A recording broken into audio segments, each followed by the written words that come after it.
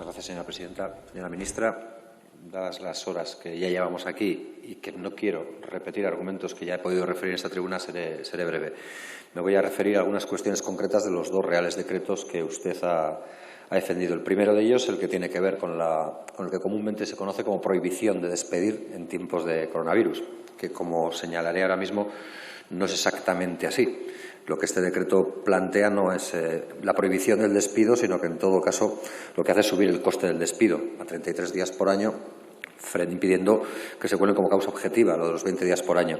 Pero creemos que deja fuera a un montón de jóvenes que no han tenido tiempo de acumular la antigüedad o al precariado en general, que va a ser despedido pagando un pequeño finiquito.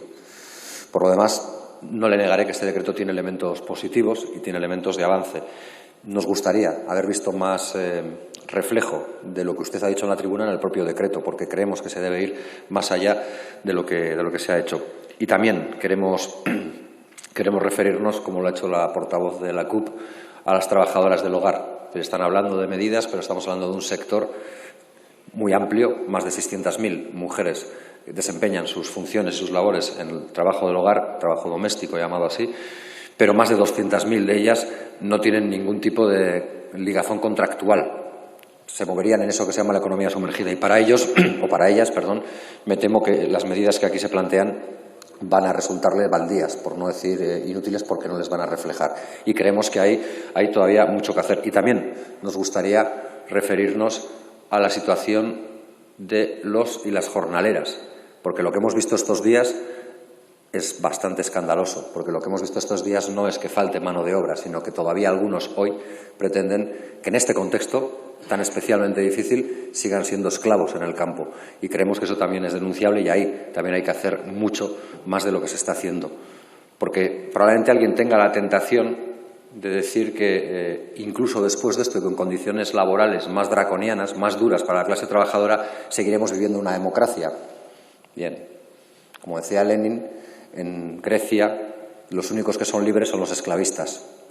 Se trata de que no haya esclavos y las gentes del campo están viviendo, por lo menos en algunos lugares, como en Huelva y en otros lugares, y así lo han denunciado el sindicato o los sindicatos agrarios, realidades bastante duras. Con respecto al segundo decreto que nos ha presentado, hay una cuestión con el tema de los ERTEs.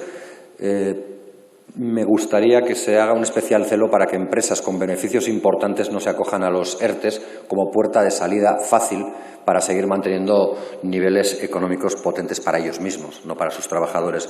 Y también decir a la gente que los ERTEs no son ninguna maravilla, que un beneficiario de un ERTE no ha sido agraciado con la lotería, porque así y de facto ya supone una pérdida de poder adquisitivo con respecto a su nómina. Y, en segundo lugar, también es una espada de Damocles que adquiere para cuando esto pase, porque no tiene ninguna certeza de que ese ERTE no se convierta en un ERE definitivo o en un ERE de expulsión. Por tanto, vaya también esa reflexión. Con respecto al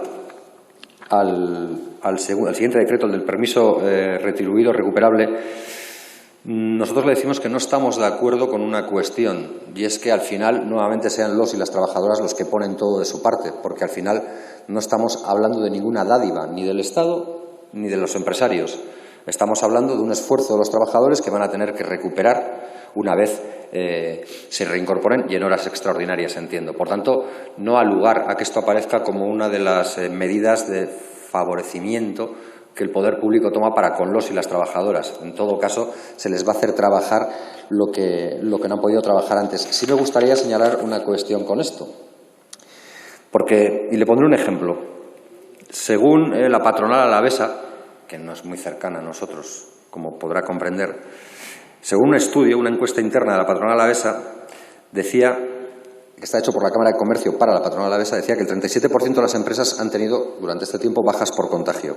Un 93% de ellas ha tenido una disminución de pedidos. Un 8% ha visto cómo se paralizaba su mercado. Un 73% ha visto cómo se le anulaban pedidos y un 42% estaba sin suministros. Si se obliga a los trabajadores a recuperar el 100% de las horas, lo que vamos a hacer es aumentar el beneficio de los empresarios, Porque, como decía un amigo común, un tal Carlos, esto de la plusvalía va a hacer que en un tiempo en el que no tenían pedidos ni tenían actividad se revalorice mucho más cuando sí los tengan. Y eso seguramente no es algo que persiga su ministerio, estoy seguro de que no es lo que persigue, pero es algo que pueden utilizar de manera pérfida quienes busquen aumentar sus beneficios. Se lo digo para que lo tenga en cuenta, no se lo reprocho ni se lo echo en cara. Y termino con dos consideraciones y así cumpliré con la palabra de ser breve. La primera, sumarme a las palabras de la portavoz de la CUP para con la población reclusa. Ayer en la Comisión de Sanidad también se lo expresé. Hay más de 50.000 personas confinadas, es así, confinadas de manera más continua, en centros penitenciarios del Estado español.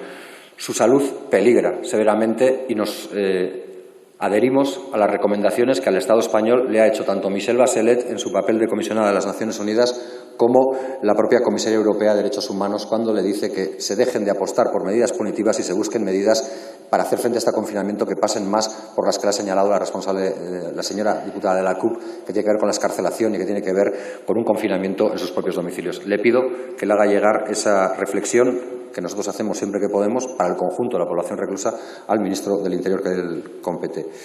Y termino ya con una cuestión. Hay una organización juvenil vasca que lucha contra la precariedad, se llama Eragin, que tiene un lema que dice no es lo que hay. Yo me quiero dirigir a toda la gente que piensa que no es lo que hay, que si a esta crisis nos toca pagarlas a los de siempre, a los de abajo, esto no puede ser lo que hay. Y lo voy a hacer también utilizando a una persona a la que usted ha citado. Usted ha citado a Antonio Gramsci, una de sus grandes frases de Antonio Gramsci. Yo quiero terminar citando otra frase de Antonio Gramsci dirigida a toda la gente que no se resigna y que cree que esto no es lo que hay, que paguemos la crisis los de siempre no es lo que hay. Solo les diría, en nombre de Euskal Herria Bildu, algo como lo que Antonio Gramsci decía en su momento. Instrúyanse porque necesitamos toda nuestra inteligencia. Conmuévanse porque necesitamos todo nuestro entusiasmo. Organícense porque necesitamos de toda nuestra fuerza. Eta honekin bukatzen dut. Gora langile herriak. Gracias, señor Matute.